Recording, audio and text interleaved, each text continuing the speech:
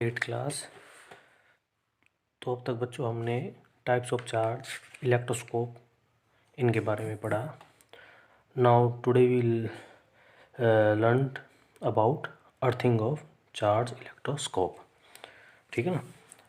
तो आज हम earthing of A charge electroscope के बारे में पढ़ेंगे। आप बोलोगे इलेक्ट्रोस्कोप तो पढ़ा हुआ है, पर अर्थिंग ऑफ चार्ज इलेक्ट्रोस्कोप का क्या मतलब हुआ। तो मैंने बताया था अर्थिंग का मतलब जैसे ही आ जाए तो समझ लेना सारा चार्ज कहाँ चला जाएगा, अर्थ में।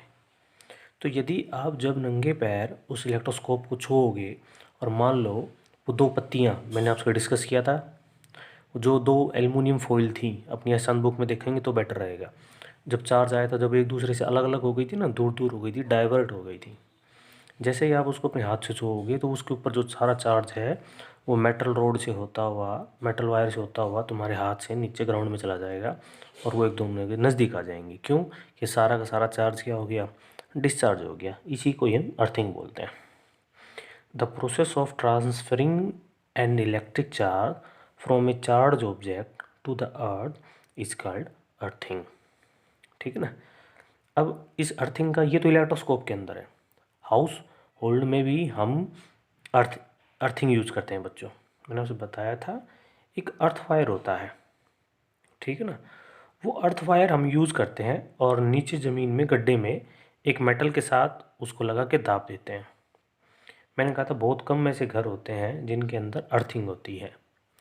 अर्थिंग के लिए आपके जो स्विच होते हैं उनमें सबसे ऊपर का जो टॉप होल होता है वो बहुत बड़ा होता है, वो अर्थिंग के लिए ही होता है।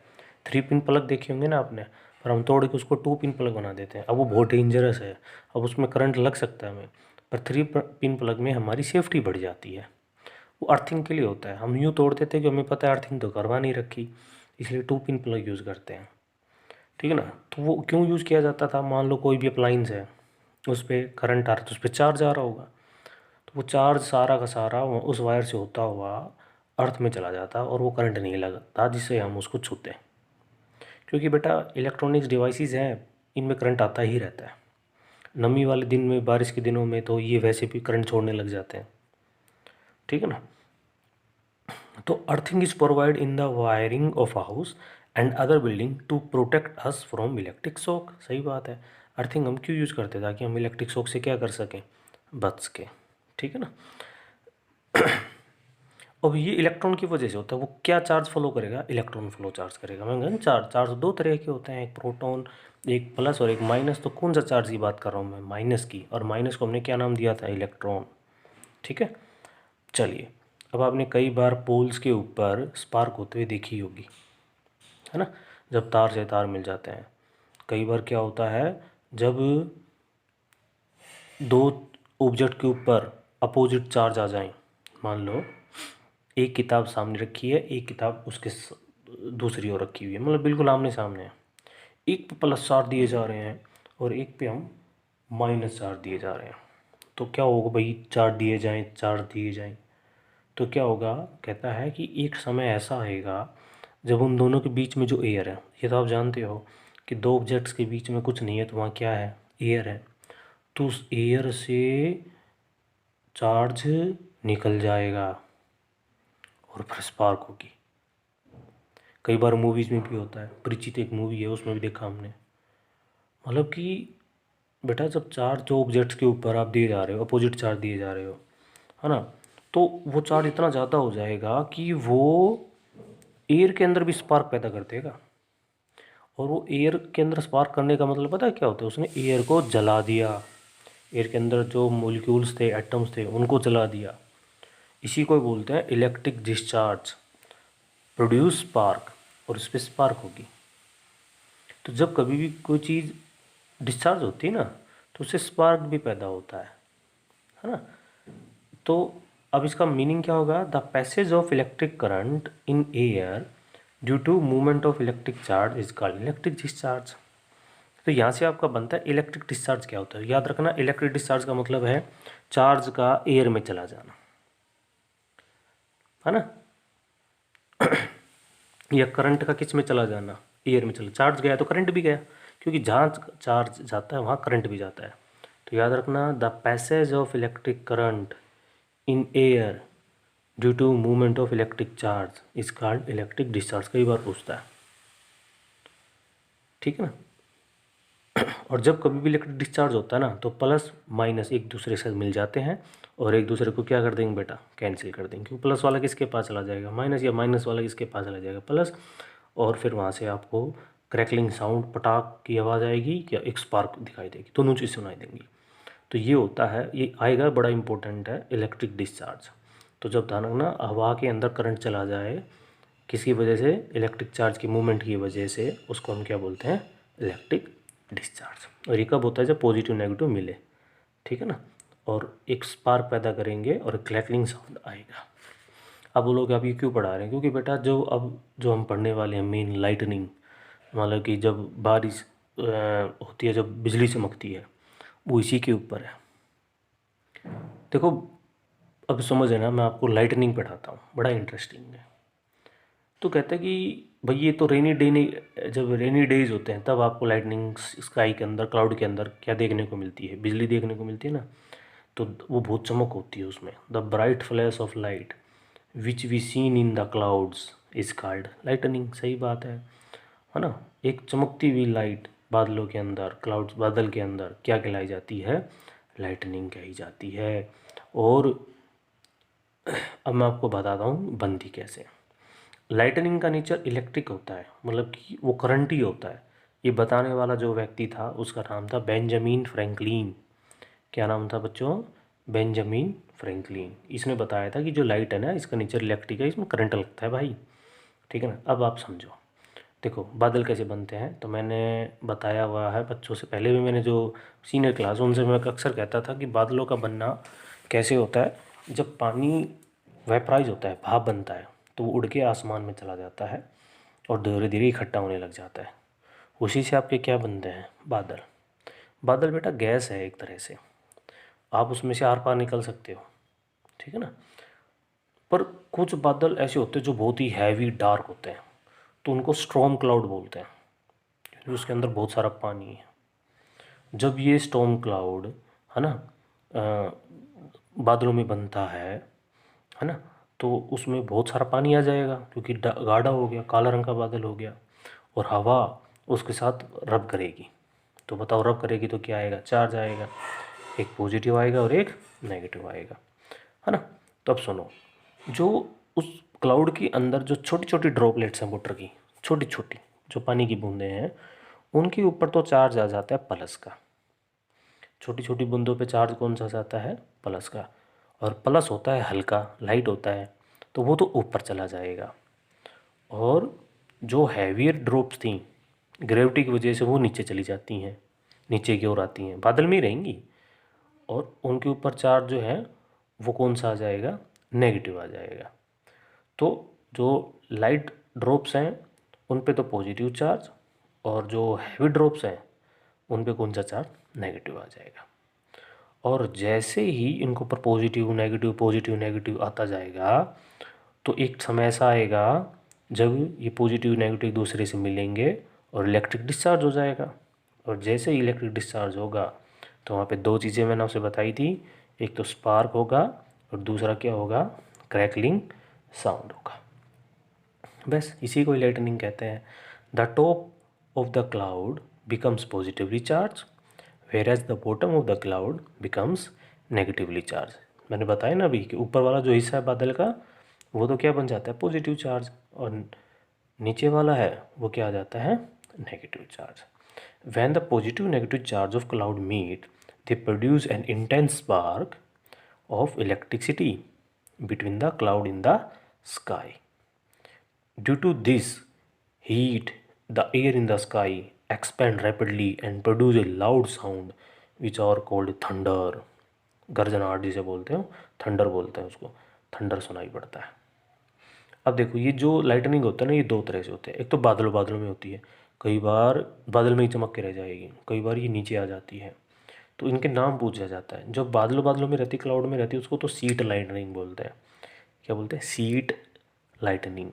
पर जब ये अर्थ पे आ जाए और अर्थ और क्लाउड के बीच में हो, तो इसको हम पता क्या बोलते हैं, फोर्क लाइटनिंग बोलते हैं, FORK। क्या बोला जाता है, फोर्क लाइटनिंग। तो इसी को कहते हैं भाई लाइटनिंग। आया समझ में? तो किस तरह से लाइटनिंग होती है, तो आप बोलोगे किस पे बेस है, हम कह सकते हैं ये तो सर इलेक्ट्रिक डिस्चार्ज के ऊपर बेस है। फिर हमने देखा कि लाइटनिंग दो तरह की होती है, एक फोर्क होती है और दूसरी सीट लाइटनिंग होती है। तो ये था लाइटनिंग के बारे में। अब मैं आपको बता दूं, कुछ इंटरेस्टिंग फैक्ट्स बताता हूँ। जब पहाड़ी इलाके होते हैं ना, हिल्स एरियाज होते हैं, वहाँ पे लाइटनिंग होने के बहुत ज़्यादा डर लगे रहता है। मतलब वहाँ बिजली पड़ने का, बिजली चमकने का ज़्यादा रहता है। क्यों? लाइटनिंग एरियाज वहाँ होते हैं, वहाँ पे बादल एक दूसरे के बहुत नज़दीक आते हैं, क्योंकि पहाड़ होते हैं ना, वो हवा को रोक लेते हैं, जिससे क्लाउड एक दूसरे के नज़दीक आते हैं और वो बहुत जल्दी कोलाइड करते हैं। ठीक है ना? तो वहाँ बहुत ज़्यादा, तो मतलब वहाँ पे ऐसे में रुकना नहीं चाहिए। ठीक है ना? तो जहाँ पे तो जैसे बड़े बड़े ट्रीज हो गए, टीवी हो गया, चिमनी हो गई, बिल्डिंग्स हो गई, तो वहाँ पे बिजली पड़ने के पूरे पूरे चांस बने रहते हैं। ठीक है ना? क्योंकि बड़ी चीज़ होंगी तो वो क्लाउड के नज़दीक होंगे, तो वहाँ पे आपकी फोर्क लाइटनिंग हो जाएगी। तो अब मैं आपको बताता हूँ कि अब आप मेरे को एक आंसर बताओ। जब हम विंटर सीजन में जब हम स्वेटर उतारते हैं तो कई बार हमें स्पार्क दिखाई पड़ता है और शायद आवाज़ भी आती है ना? तो ये क्यों होता है, चलिए बताइए। तो बच्चों इसके पीछे शायद रीज़न ये होगा, आपने जो सोचा होगा, कि जब हम स्वेटर को उतारते हैं तो शर्ट के साथ उसका रबिंग होता है।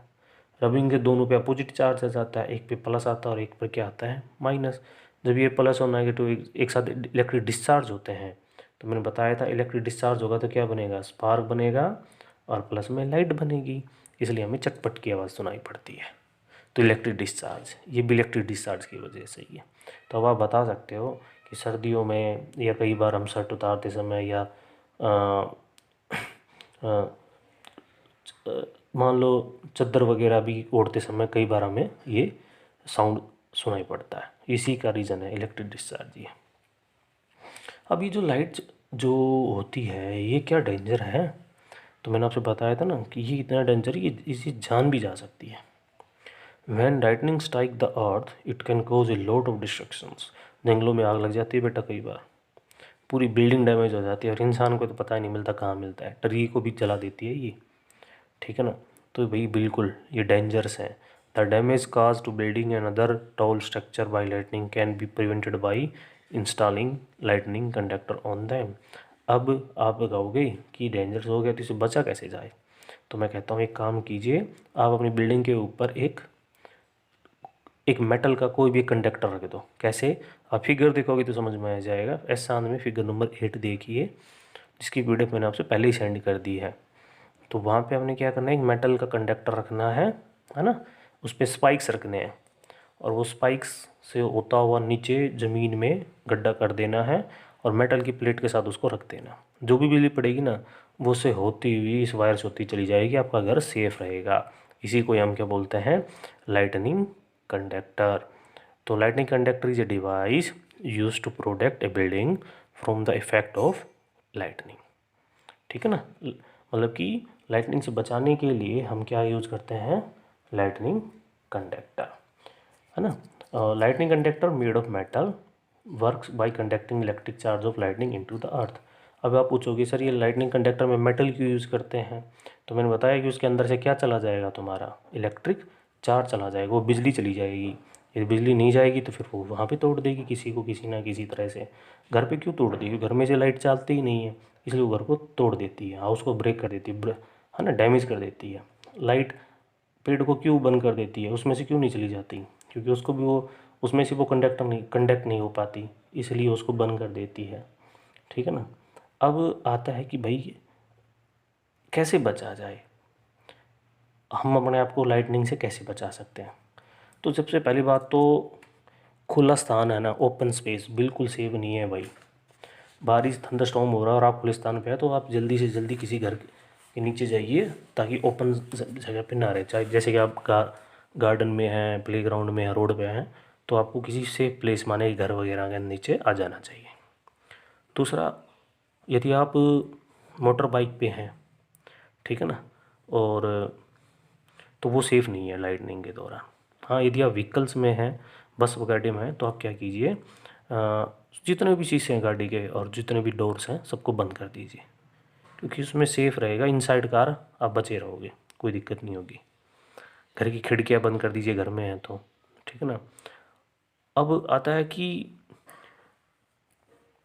यदि आप फॉरेस्ट में हो मान लो, तो आप कोशिश करो बड़े पेड़ के नीचे मत खड़े हो, छोटे पेड़ के नीचे खड़े हो जाओ, क्योंकि छोटा पेड़ बादलों से नज़दीक नहीं रहता, इसलिए वहाँ पे बचाव ज़्यादा है। तो हमें बड़े पेड़ की बजाय किस पेड़ के नीचे खड़ा होना चाहिए, शॉर्ट ट्री के पास खड़ा होना चाहिए, ठीक है ना। दूसरा आता है कि यदि मान लो कोई ग्राउंड में पेड़ भी नहीं है, खुला ओपन ग्राउंड है, तो हमें एक पोजीशन बनानी चाहिए जो हम अंदर मदर के इनसाइड वोम में रहते थे, गर्भ में रहते थे पहले, जैसे वो दिखा रखी है। ये फिगर नंबर 9 के अंदर ये पोजीशन में आप बैठ जाओ, तो इससे क्या होगा, आपकी जो स्पेस है ना वो आप कम ऑक्यूपाई करोगे, तो चांस बचे रहेंगे कि आप पे बिजली कम पड़ेगी, ठीक है ना। टीवी यदि घर में है और एंटीना है तो आप टीवी को बंद कर दीजिए, हो सकता है एंटीना में लाइट पड़ जाए जिससे टीवी जल सकता है, ठीक है ना। तो बच्चों ये था, और भाई लाइटनिंग कंडक्टर लगा लो छत के ऊपर, ताकि लाइटनिंग उसमें लाइट इलेक्ट्रिसिटी उसमें बिजली जो है वो उसमें पड़े और नीचे से निकल जाए और घर को नुकसान भी ना हो। तो ये मेजर्स थे, ठीक है ना। बाकी यदि आप बिजली पड़ेगी ना भाई, तो मैंने बताया ना कि अम्ब्रेला लेकर नहीं चलना चाहिए, बारिश का खुला मैदान है, बढ़िया है कि भीग लो, क्योंकि अम्ब्रेले के ऊपर तो जो रोड होती है ना मेटल की बनी होती है, उसमें से यदि बिजली पड़ गई तो आपको तो दिखाई नहीं मिलेगा आप कहाँ गए। तो बढ़िया कि आप भीग लो। मोबाइल है तो स्विच ऑफ कर दो, क्योंकि टावर से जो वेव्स आ रही हैं उसके साथ बिजली आ जाती है कई बार, ठीक है, उसको बंद कर दो। और यदि आप बेटर है कि आप गीले हो जाओ, गीले में होने में बचाव है। ड्राई स्किन होगी तो वहाँ पे लाइटनिंग पड़ भी गई तो बॉडी पूरी तरह से ख़त्म हो जाएगी। तो और मैं बताता हूँ, जैसे कि जब लाइटनिंग होगी ना तो आपके जो बाल है ना वो खड़े हो जाएंगे, क्योंकि आप पे भी अपोजिट चार्ज आ जाएगा, तो ये समझ लीजिए कि बिजली बिजली पड़ने वाली है। और बेटा वो बहुत तेज़ स्पीड होती है कि अभी सोच रहे हो कि हम भाग निकलेंगे साइड में से, ठीक है ना। ये कुछ फैक्ट हैं, ठीक है ना। ऐसा कहा जाता है कि व्यक्ति है यूएसए में, अब तो शायद नहीं है, उसके ऊपर 7 से 8 बार बिजली पड़ चुकी, वो उसको एक बार भी कुछ नहीं हुआ, तो लोगों ने उसको ना बोलना स्टार्ट कर दिया कि भाई तू कुछ अलग जगह से आया है। बिजली ने तो उसको कुछ नहीं किया बेटा, पर लोगों की बातों ने उसको फिर फांसी खा के वो मर गया। उसने कहा कि लोग मेरे से बार बार तरह तरह की बातें पूछते थे, तो मैंने तो इसको वो सहन नहीं कर पाया, हो सकता है वो स्ट्रेस ले गया होगा, जिस वजह से उसने अपनी फांसी खा के जान ही दे ली, ठीक है ना। पर वो जो इसके ऊपर जो 6 से 7 बार बिजली पड़ी, सच में एक सोचने वाली बात थी कि इतनी बार बिजली पड़ने बाद भी वो सेफ़ रहा, ठीक है ना। तो बच्चों ये था हमारा आज का लेक्चर, जिसका नाम था सम नेचुरल फिनोमिना। कल हम बड़ा ही इंटरेस्टिंग टॉपिक पढ़ने वाले हैं जिसका नाम है अर्थक्वेक, ठीक है ना। भूकंप के बारे में पढ़ेंगे और ये कैसे आता है इनके बारे में पढ़ेंगे, ठीक है ना। तो आज के लिए बस इतना ही।